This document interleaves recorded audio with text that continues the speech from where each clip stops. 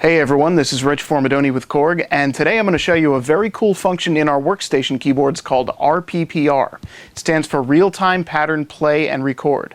Basically what it lets you do is assign a MIDI sequence to an individual key and then play it back through any one of the 16 timbres in the M3 sequencer. This also applies to the M50, the Triton, the Oasis. You find RPPR in a lot of our keyboards, and it's a very cool thing. We just turned the keyboard on and we entered sequence mode. What I'm going to do to speed this up a little bit is touch the drop-down menu and load a template song. And if you haven't checked out the other video I made about using template songs, they're a wonderful musical tool. So basically what I just did is I set myself up with 8 useful instruments across the first 8 tracks and a drum groove on track 1. Okay, so what I'm going to do is push the page select button and touch Pattern/RPPR. Now this is where we're going to be spending our time here. These 3 tabs: Pattern Edit, Pattern Name, and RPPR Setup. Now right here it's telling you which pattern we're working with. User Pattern 00 is where we're starting off. Now what I'm going to do is touch the drop-down menu and select Get From Track. Now you remember I had that preset beat on track 1, so we're on song 000, track 1, and I'm going to take a measure of that beat from measure 1. Touch OK, and now if we push the sequencer start-stop button, we can hear that one measure looping over and over again. Now if you want to do a pattern that's more than 1 measure long, all you need to do is after you've selected the pattern here where it says Pattern 00, touch the drop-down menu and select Pattern Parameter. Here you can adjust the length and meter of the pattern that you're working with. So that's cool. What I'm going to do is now switch this Pattern 00 to Pattern 01. So now we're working with a completely different pattern. This one's empty. Touch the drop-down menu again, Get From Track, and this time I'm going to take the second measure of that beat. Just to have a little variety. So if I push start-stop again, so it's got a little fill at the end. Now switch to the next pattern, Pattern 02, and now I'm going to change tracks. Switch from track 1 to track 2. Now I'm going to play this pattern live as it's recording. And what you can do here, where it says Reso, you can actually select Input Quantize, so you can have it correct your timing for you. So I'm going to set that to 16th notes. Press the sequencer record right button and then start stop. And you can see I get a 2 measure count in, and then I'm recording my pattern.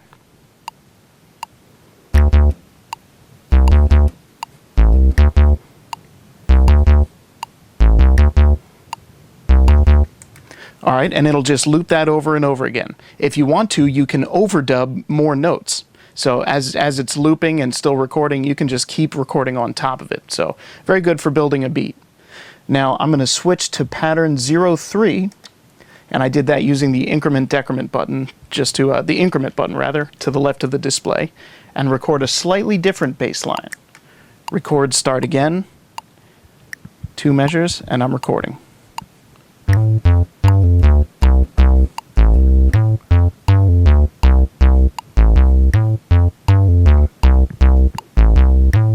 Alright, so that's my second bass line pattern.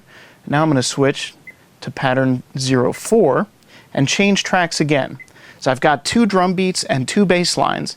Now I'm going to choose a different instrument. Electric piano. Alright, press record right, excuse me, and then start stop.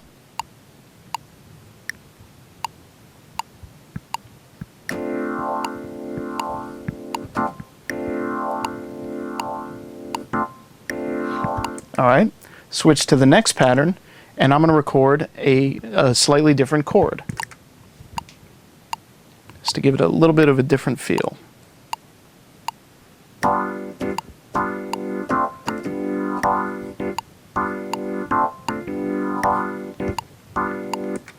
Okay, so now I have a total of 6 patterns from 0 to 5. 2 beats, 2 bass lines, and 2 keyboard parts. Now what I'm going to do is go to Pattern Name and give these guys easy to recognize names. Now you can see here Pattern 0, Pattern 1, 2, 3, 4, 5. All you got to do is touch the little T right next to where it says Pattern, and you can type in a name. So I'll type clear DR1. That's my first drum beat. Over here is pattern 1, DR2. So we just keep going down the line here, and this was bass 1, bass 2, oops, clear. So that's keyboards 1 and keyboards 2. So now the patterns all have names. Now we go to the third tab, RPPR Setup, and this is where we actually assign the different patterns to keys all across the keyboard. So the first key that it's looking at is C#2, very close to the bottom here, the second to last, second to first key, I guess you would say, on the M361. Now what I'm going to do is touch Assign. And now I look at what's below here. I see that it's looking at DR1, and it's going to play it back through the hip hop kit.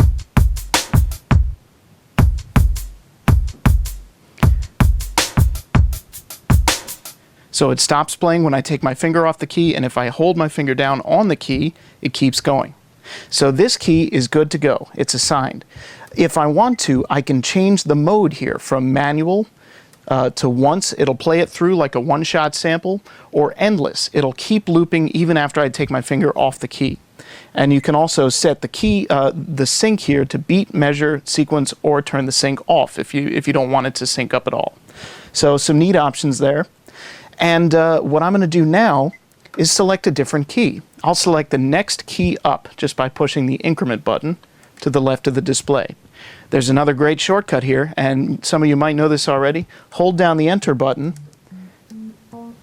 and press the key you want to work with, and it'll change to that key as long as you have that little field highlighted. So the one that I want to work with is D2 right there. Now I'm going to touch Assign, and I'm going to change the pattern from DR1 to DR2.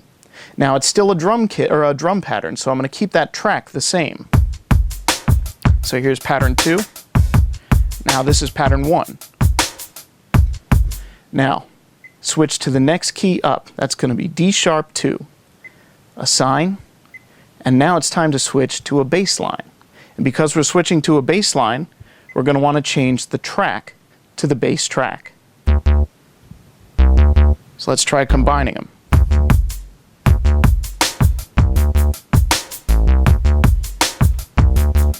Now we're getting somewhere.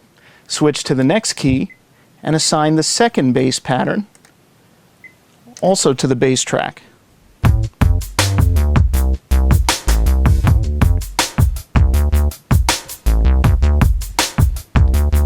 Now let's get the keys in there.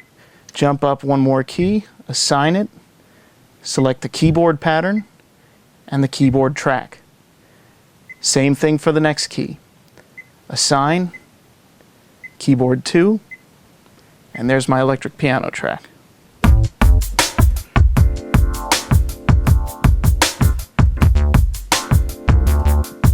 Okay, so now we're looking at the keys we just assigned. Here's the first drum beat.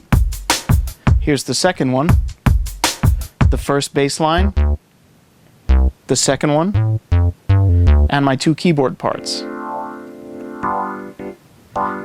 And because I've got that sync setting set to beat, they're going to match up in perfect time. So I can bring them in and out at different times, but they'll always match up with the rhythm and the tempo that's set by the M3 or M50 or Triton or Oasis. So now you can basically play them all at once.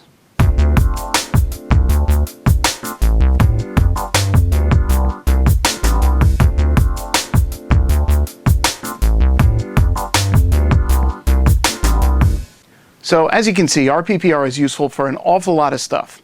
It has very obvious musical usefulness. You could program what amounts to an entire DJ set all across the keys. But remember that RPPR can actually be any kind of sequence data.